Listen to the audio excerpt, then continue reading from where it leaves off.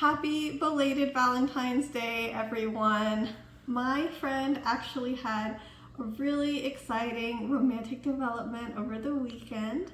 So I'm bringing her a little cake at work to celebrate.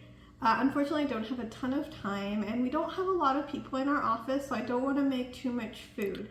I'm gonna actually make a mug cake recipe I developed myself, and hopefully I'll be able to show you some of the variations on this mug cake.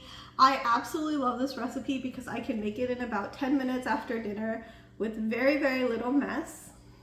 Mostly with ingredients found already in my home.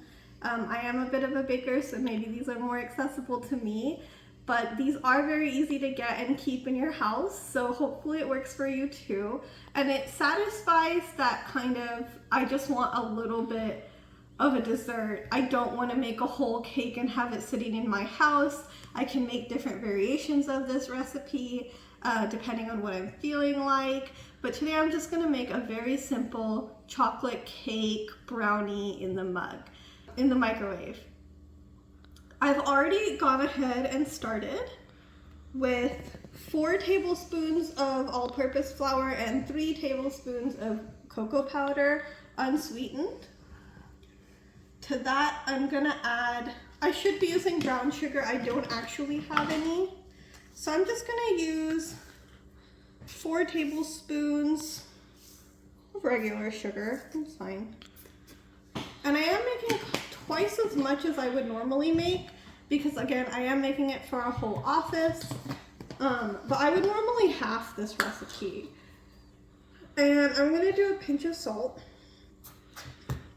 I like mine a little saltier. I think it gives it a really nice contrast, but if you don't like your chocolate too salty, definitely do a small pinch.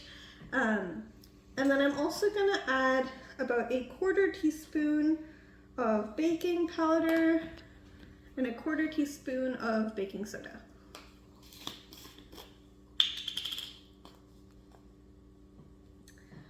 One of the really nice things about this recipe is it is super quick and super easy. There's about, other than putting the ingredients in, there's like 2 actual steps in the recipe, and it's really easy to do. You can even use pancake flour like in those big bags that you get, and you can skip the baking powder and the baking soda.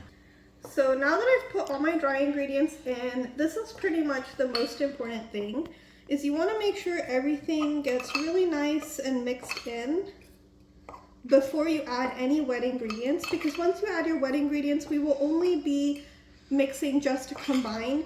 You don't want to overwork your batter because it will deflate.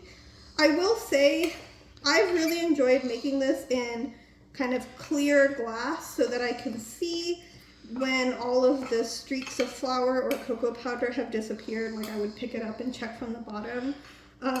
And round is great because it doesn't have corners. This is like not actually the most ideal dish to make this in, but my friend, you know, got proposed to, so we're gonna make it in a heart-shaped tin today. I totally could mix this in another container and then transfer it over, but that is a lot of work for a mug cake, so we're not gonna do that either. So I've gone ahead and mixed everything. It's this really nice, fine, consistent powder. I'm using a fork, which also helps to break up any lumps. This is not professional baking, y'all. I'm not out here trying to like push anything through a sieve, and you can totally use a spoon if you want, but I do think this helps give it a better mix. And it'll also help once we start adding the wet ingredients. I am gonna go ahead and add all the wet ingredients at once. So starting with just a drip of vanilla. It's about a 1/2 teaspoon or maybe a little bit more. You can measure with your heart, it's vanilla. This is 6 tablespoons of milk. And then I'm also just gonna add 2 tablespoons of a neutral flavored oil like canola or vegetable oil, not like olive oil. All right, so now with all the wet ingredients added, I'm gonna start mixing. My dish is a little full. And at first it's not going to combine because the cocoa powder is hydrophobic, so it is repelling kind of the water in the milk.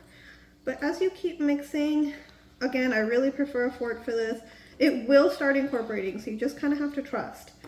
So you can already see the cocoa powder that was kind of more at the bottom has already started combining. I'm really looking for no dry streaks left. And you're gonna wanna make sure that your dish is no more than 3/4 full because it will rise a little bit in the microwave. We have a 1200 watt microwave, so for the amount of cake that I've made here, I'm actually gonna start with 1 minute, and then I'm gonna do 15-second increments until everything is dry on top and fluffy.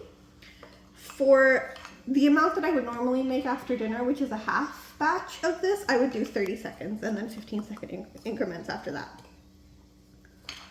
Everything is just combined. And you can see there's no streaks left. So I'm gonna toss this in the microwave. You can add chocolate chips as well. Again, if you're adding just a handful of chocolate chips, make sure the volume is still under 3/4 from the top. So I'm not going to because I don't really like the extra sweetness, but I do think it adds a really nice kind of moisture and texture. I've also done a couple of variations of lava cake with this recipe that have turned out really well. And hopefully I'll get to show you those in a future recipe. So I'll see you in about a minute, okay? So this took about 1.5 minutes in our microwave. Again, it may differ based on your microwave and the power and the wattage, but happy Valentine's Day. I hope my friend likes it and I hope you do too. Please let us know in the comments if you end up trying it. Thank you and have a good day.